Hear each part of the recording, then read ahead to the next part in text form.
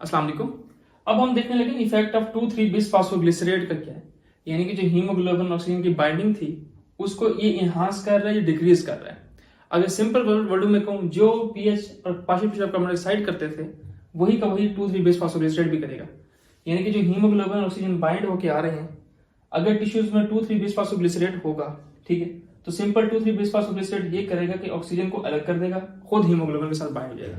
तो लिहाजा ये हीमोग्लोबिन ऑक्सीजन की बाइंडिंग को डिक्रीज कर रहा है। ठीक है, तो सबसे पहली बात 2,3-बिस्फॉस्फोग्लिसरेट है क्या। 2,3-बिस्फॉस्फोग्लिसरेट जो हमारे पास एक इंटरमीडिएट बनता है ग्लाइकोलाइसिस के अंदर।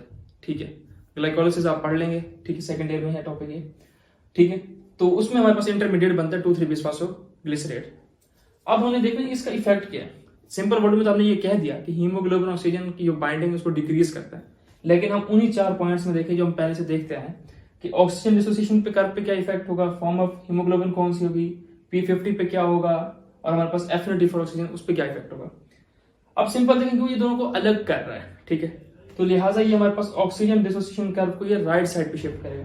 नॉर्मल हमारे पास ये ब्लैक वाली देखें, ये नॉर्मल है। ठीक है, जब हीमोग्लोबिन ऑक्सीजन से अलग हो रही है, एफिनिटी कम हो रही है, तो लिहाजा ये हमारे पास कहाँ शिफ्ट हो जाएगा, ये हमारे पास राइट साइड पे शिफ्ट हो जाएगा। दूसरे नंबर पे हमारे पास हीमोग्लोबिन की फॉर्म कौन सी होगी, क्योंकि हमारे पास हीमोग्लोबिन ऑक्सीजन से अलग हो रही है, तो लिहाजा ये कौन सी फॉर्म है, डीऑक्सी फॉर्म को हम कौन सी कहते हैं, टी फॉर्म। तो ये हमारे पास टी फॉर्म को फेवर करेगा। तीसरे नंबर पे P50 पे क्या इफेक्ट होगा। नॉर्मली ब्लैक वाली इसका अगर P50 देखें तो ये हमारे पास 26 पे, जबकि हमारे पास ये जो रेड वाला है जो हमारे पास 2,3-बिस्फॉस्फोग्लिसरेट वाला, उसमें अगर देखें P50 हमारे पास आ गया 50 पे। तो P50 को क्या कर रहा है, इंक्रीज कर रहा है ये।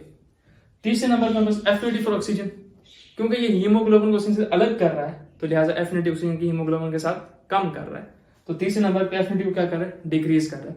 इसका वही का वही इफेक्ट जो हमारे पास पीएच का था, पार्शियल पीएच कार्बन डाइऑक्साइड का था। इसमें ये तो खैर पॉइंट जनरल थे, इसमें इंपॉर्टेंट 2 टॉपिक आते हैं। एक आता है 2,3-बिस्फॉस्फोग्लिसरेट इन हाइपोक्सिया या एनीमिया, उसमें क्या होगा इसके लेवल को, या ट्रांसफ्यूज ब्लड में क्या होता है इसमें। ठीक है, तो सबसे पहले देखें, जब भी हमारे पास टिश्यू में हाइपोक्सिया होगा या एनीमिया हो जाएगा। हाइपोक्सिया क्या है, हाइपोक्सिया हम कहते हैं जब टिश्यूज में ऑक्सीजन का लेवल कम हो जाए। ठीक है, एनीमिया भी हम इसी को ही कहते हैं, हीमोग्लोबिन डिक्रीज हो जाए। उस सूरत हाल में हमारे पास टिश्यूज के अंदर ऑक्सीजन कम होगी।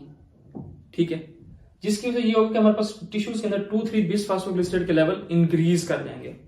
ठीक है, अब 2,3-बिस्फॉस्फोग्लिसरेट करता क्या था, हीमोग्लोबिन को ऑक्सीजन के साथ अलग करता था। ठीक है, तो सिंपल अब जो थोड़ी बहुत जो भी हीमोग्लोबिन ऑक्सीजन के साथ बाइंड होकर आ रही है, ठीक है ना, तो बॉडी के अंदर इसके लेवल बढ़ाने का मकसद ये था कि हम उसको जल्दी से मैक्सिमम ऑक्सीजन को अब्सॉर्ब करें टिश्यूज के अंदर, यानी कि हीमोग्लोबिन ऑक्सीजन को तोड़ दे ये 2,3-बिस्फॉस्फोग्लिसरेट, ताकि मैक्सिमम ऑक्सीजन टिश्यूज को मिले।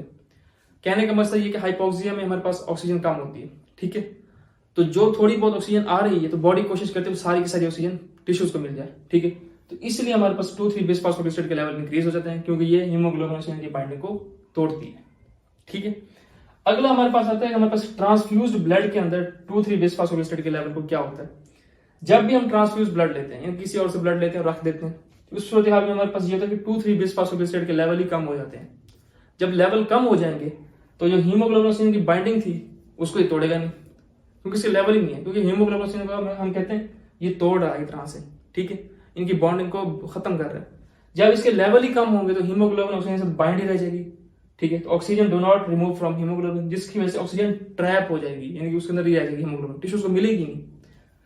तो लिहाजा इसमें ट्रांसफ्यूज ब्लड में लेवल कम हो जाते हैं, लेकिन 6 से 24 घंटे के बाद हमारे पास इससे नॉर्मल दोबारा से नॉर्मल हो जाते हैं ट्रांसफ्यूज ब्लड वालों में पर्सन के अंदर। ठीक है, जिसमें ये होगा कि हम दोबारा सारा कुछ सही हो जाएगा। लेकिन सम टाइम अगर ये नॉर्मल ना हो, क्योंकि अगर कोई बंदा ज्यादा बीमार है, तब उसमें फिर हम रेजुविनेशन वगैरह करके फ्लूइड्स वगैरह देके उसके लेवल को सही करते होते हैं। तो ट्रांसफ्यूज ब्लड में याद रखिएगा बस एक ही बात कि 2,3-बिस्फॉस्फोग्लिसरेट के लेवल कम हो जाते हैं, जिसकी वजह से हीमोग्लोबिन ऑक्सीजन से बाइंड ही रह जाती है, ट्रैप हो जाती है। ठीक है, आखिरी नंबर पे हमारे पास 5वां effect of carbon monoxide. Carbon monoxide जो है ना, ये ऑक्सीजन से इसकी एफिनिटी ज्यादा है हीमोग्लोबिन के साथ बाइंड में, ये खुद हीमोग्लोबिन के साथ बाइंड हो जाएगी। ठीक है, तो लिहाजा हमारे पास टिश्यूज को ऑक्सीजन नहीं मिलेगी, क्योंकि ऑक्सीजन के साथ हीमोग्लोबिन से खुद बाइंड हो जाएगी। इसकी एफिनिटी हम कहते हैं 250 टाइम्स ऑक्सीजन से ज्यादा है। मिसाल के तौर पर एक साइड पर अगर हमारे पास हीमोग्लोबिन है ना, अगर एक साइड पे ऑक्सीजन है और एक साइड पे हमारे पास कार्बन मोनोऑक्साइड है, तो हीमोग्लोबिन कार्बन मोनोऑक्साइड के साथ बाइंड होगी, क्योंकि उसकी एफिनिटी 250 टाइम्स ऑक्सीजन से ज्यादा है। तो लिहाजा हमारे पास अगर कार्बन मोनोऑक्साइड ज्यादा होगी तो हमारे पास हीमोग्लोबिन इसके साथ बाइंड हो जाएगी, ऑक्सीजन मिलेगी नहीं, ऑक्सीजन लंग्स में ही रह जाएगी, टिश्यूज को मिलेगी नहीं, इसके एनीमिया हो सकता है हमारे पास। ठीक है, तो ये था हमारे पास एलोस्टेरिक इफेक्टर्स के बारे में सारा कुछ।